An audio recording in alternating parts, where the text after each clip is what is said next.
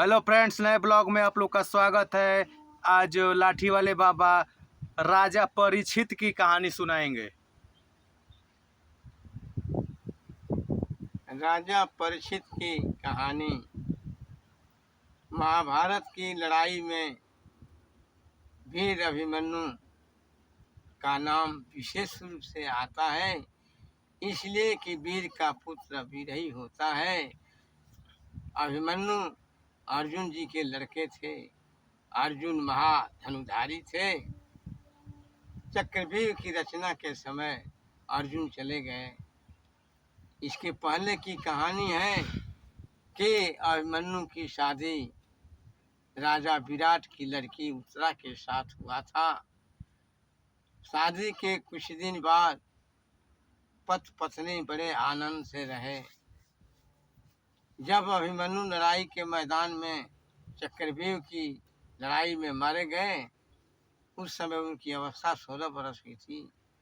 उस समय उनकी पत्नी के पेट में लड़का भी था। जब अभिमन्यु मर गए, कुछ दिन के बाद लड़का पैदा हुआ। उसका नाम पड़ा परीक्षित। जब पांचों पांडव वनवास हिमालय पहाड़ पर चले गए, उस समय राजा परीक्षित को अपना राजपाट सौंप दिए। राजा परीक्षित अपना राजपाट करने लगे। एक दिन की बात है कि राजा परीक्षित शिकार करने के लिए गए और एक सांप को मार करके और एक ऋषि के गले में डाल दिए। जब ऋषि का लड़का समीक कुमार आया और देखा कि मेरे पिता के गले में किसी राजा ने सांप डाला है, तो उसने श्राप दिया कि जिस राजा ने सांप को मारकर मेरे पिता के गले में पहनाया है, आज वही सांप 7वें दिन तक्षक बनकर जाएगा और उस राजा को काट देगा। इस बात को नारद जी जान गए। घूमते हुए आए और राजा परीक्षित से बोले कि तुम्हें 7वां दिन जो है मर जाना है। कहानी बताए कि तुमने मरे हुए सांप को किसी राजा के गले में पहनाया है। आज वही श्राप दिए हैं, आज वो ऋषि श्राप दिए हैं। बोले परीक्षित महाराज, कोई उपाय बताइए।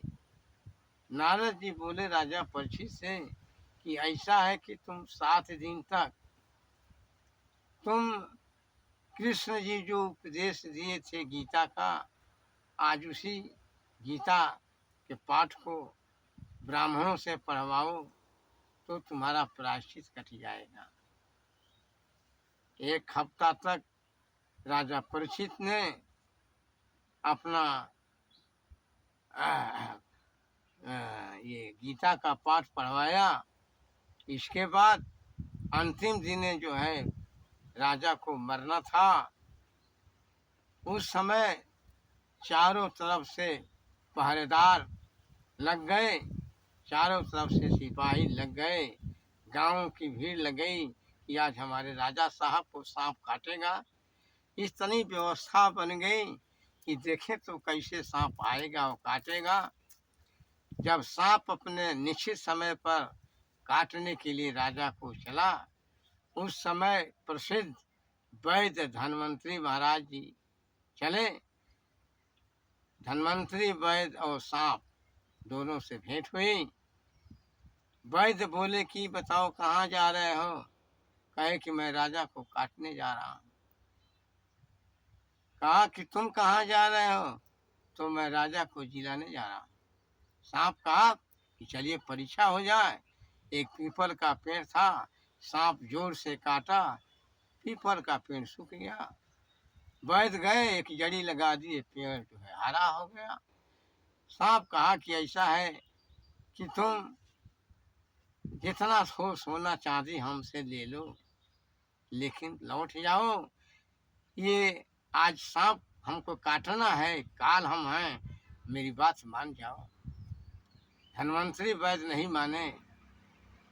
सांप कहा कि अच्छा एक चीज बताओ कि आप दुनिया की दवा करते हैं, वैद्य करते हैं, आप कैसे मरेंगे जरा हमको बता दीजिए।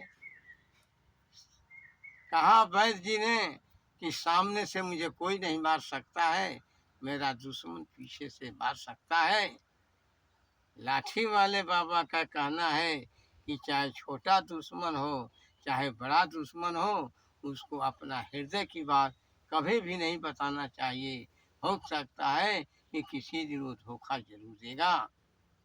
सांप को वैद्य ने बता दिया कि मुझे पीछे से कोई हमला कर सकता है, सामने से नहीं कर सकता है।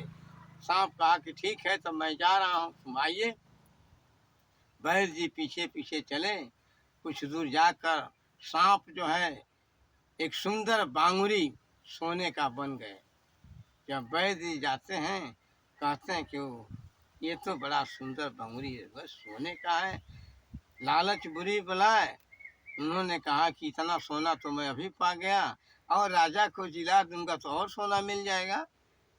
इसके बाद कंधे पर रखा बांगुरी। सांप का मुंह पीछे था, पूंछ थी आगे। पीछे से सांप रूप बदल कर और तुरंत काट दिया। काट कर प्रकट हो गया। कहा कि मैं कह रहा था नहीं माने। कहा वैद्य कि ठीक है, एक ही बात है कि तुम मेरे घर जा कर के किसी रूप में बता देना कि रास्ते में मेरी मृत्यु हो गई। इसके बाद सांप चला, जाकर फूल में समा गया। लास्ट में राजा के कर्मचारी कहे कि जाते समय राजा को जो है फूलों का हार पहना दिया जाए। फूल गया, फूल का माला पहनाकर राजा के गले में पहना दिया गया। जो ही राजा के गले में माला पड़ा, त्यों ही साक्षात सांप जो है निकल करके राजा को काट दिया, और चारों तरफ सिपाहियों के पहरेदारों के बीच में भन भन करता हुआ सांप चला गया। लाठी वाले बाबा का कहना है कि होनहार के पीरवान के होतन चिकने पार। होनहारी को कोई टाल नहीं सकता है। जब भी होनहारी किसी को जैसा लिखा है अवश्य होकर रहता है। धन्यवाद। ठीक है फ्रेंड्स, लाइक और सब्सक्राइब जरूर करें और इस वीडियो को दूर तक सब पहुंचाएं और सपोर्ट करें। धन्यवाद।